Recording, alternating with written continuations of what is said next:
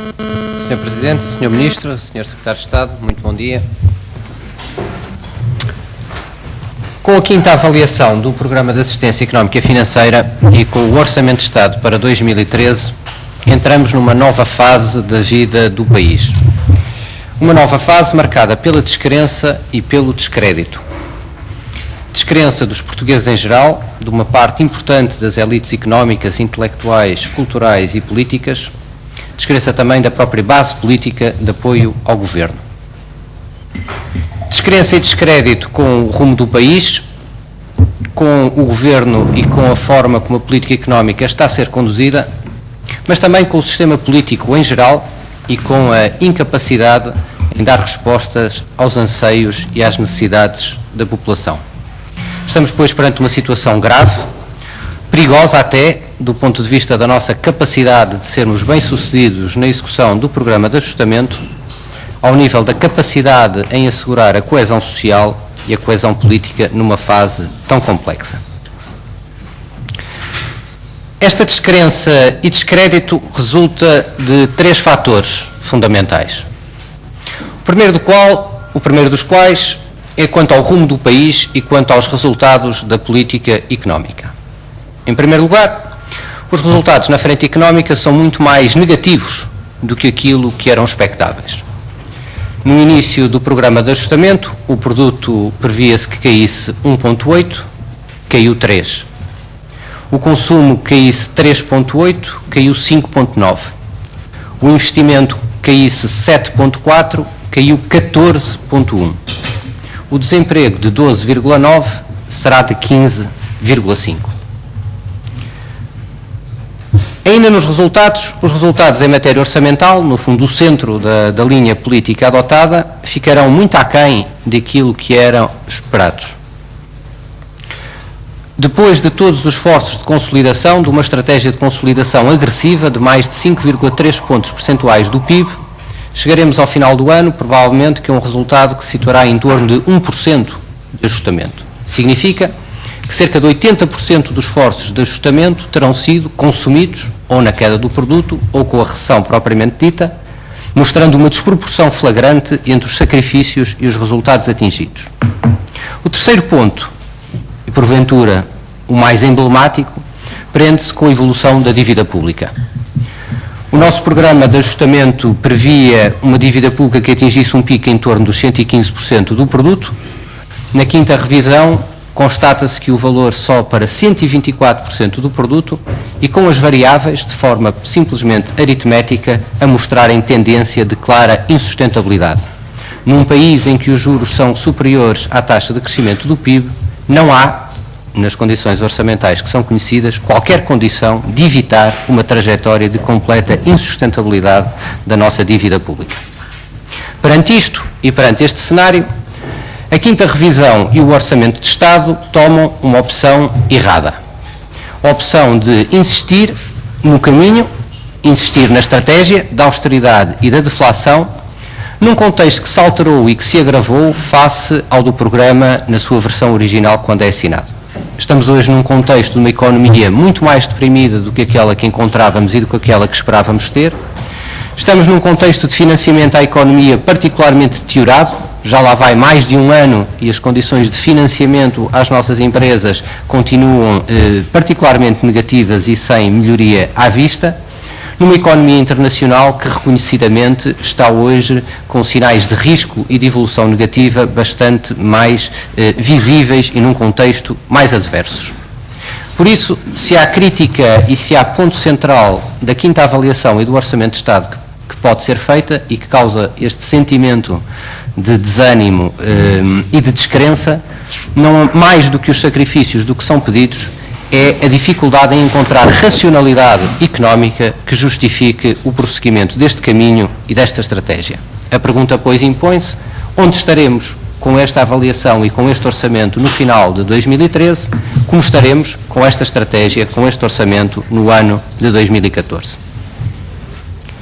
Mas, em segundo lugar, a descrença e o descrédito na situação atual resultam da completa falta de expectativas dos portugueses face ao futuro. Mais do que os sacrifícios, repito, mais do que os sacrifícios é a angústia que corrói a vida das famílias.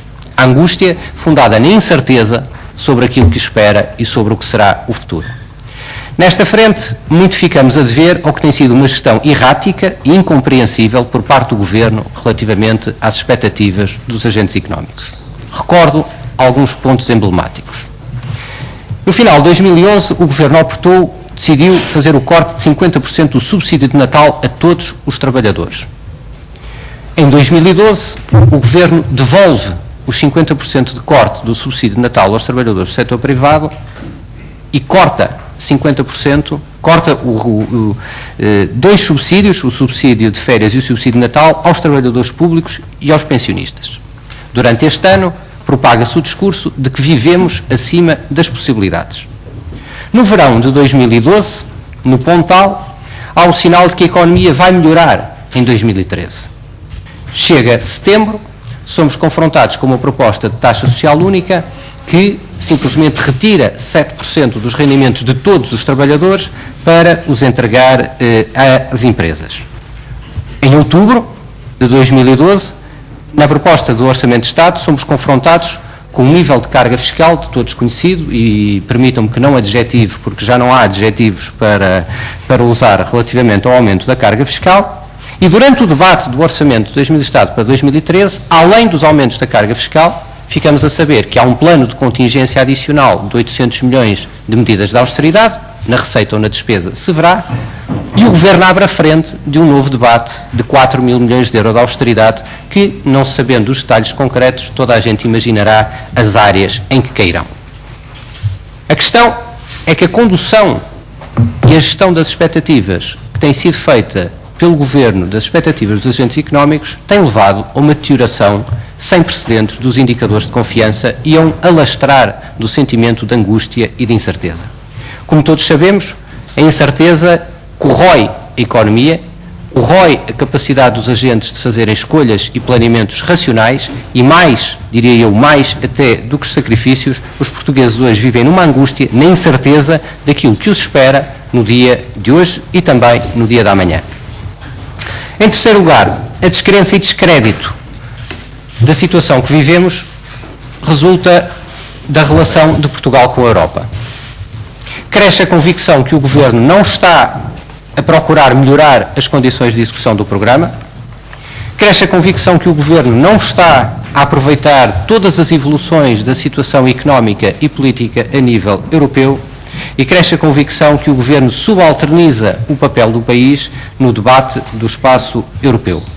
Portugal, um país com prestígio na União Europeia, um país respeitado por todos estes anos da adesão europeia, tem que dar mais e tem que contribuir mais nesta fase tão complexa do que é a vida da nossa União e tem também que mobilizar todas as energias e os esforços para a melhoria do nosso programa de ajustamento.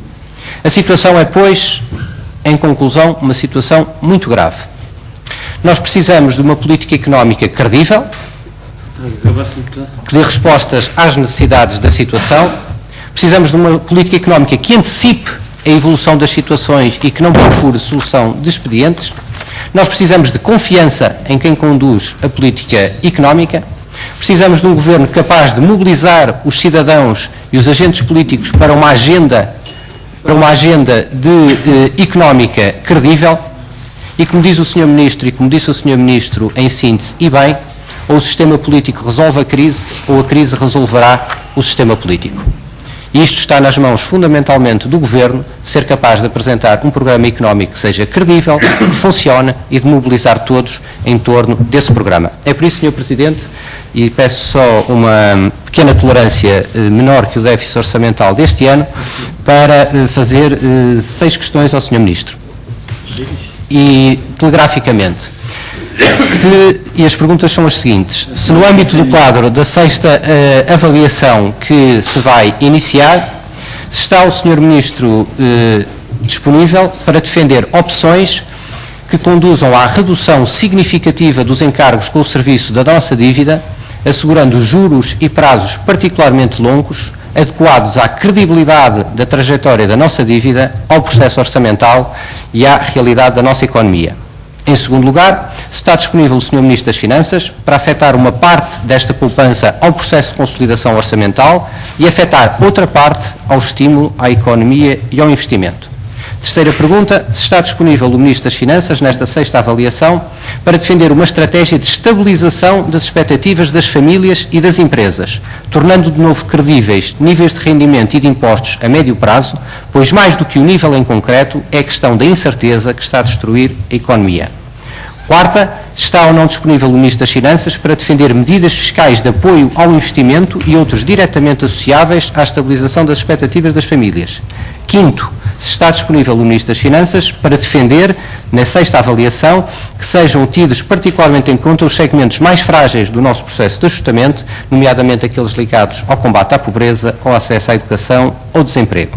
Sétimo, se está disponível para defender, numa estratégia nacional de revisão do programa, que os recursos do sistema financeiro sejam diretamente dirigidos às empresas, impedindo que as reduções de rácios de capital e de crédito se traduzam, como até aqui, na condição de condições financeiras inimigas da competitividade. Sétimo, se está disponível ou não para defender uma estratégia relativamente à despesa que substitua a atual lógica de cortes cegos por evoluções estruturais relativamente à redução das taxas de crescimento de importantes segmentos da nossa despesa.